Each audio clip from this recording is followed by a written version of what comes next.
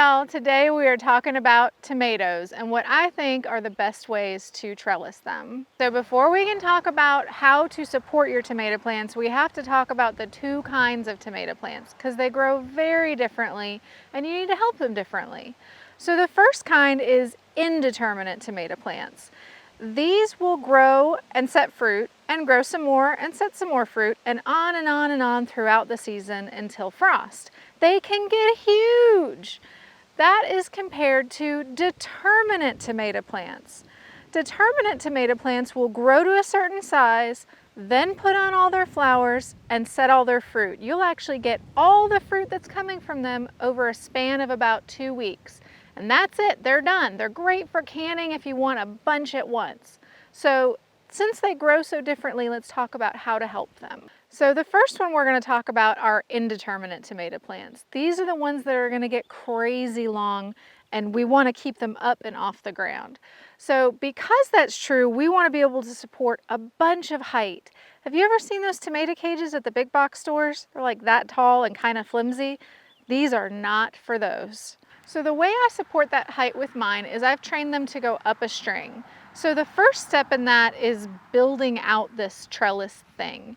You're going to need some sturdy supports on the sides. I've used a 7-foot T-post, but you could get away with something a little less robust.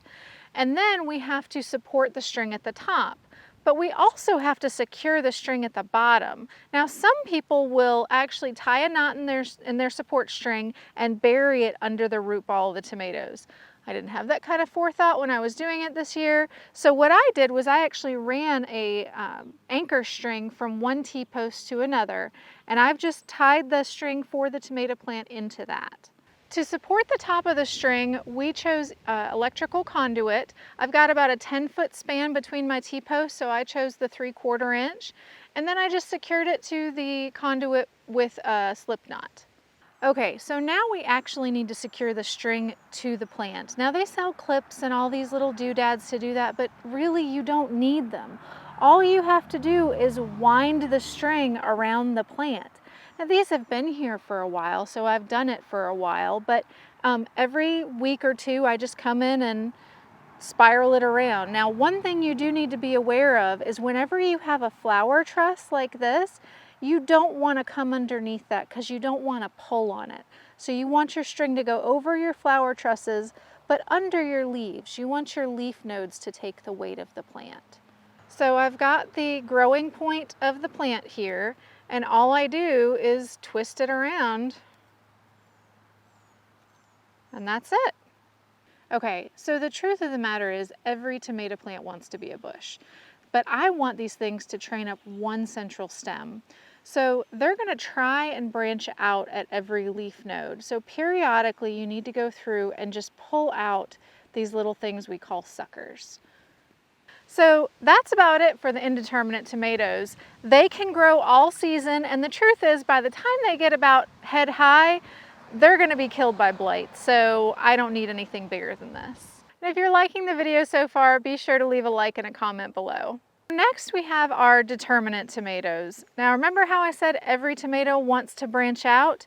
So do these guys, but in this case we're going to let them because we want to get as many spots for those fruit to set before they're done. With these determinate tomatoes, I have not been pulling off the suckers, so they're extremely bushy. There's tons of branches and main growing points, and that's exactly what we want because each one of those is going to be putting out the flower trusses to grow tomatoes on.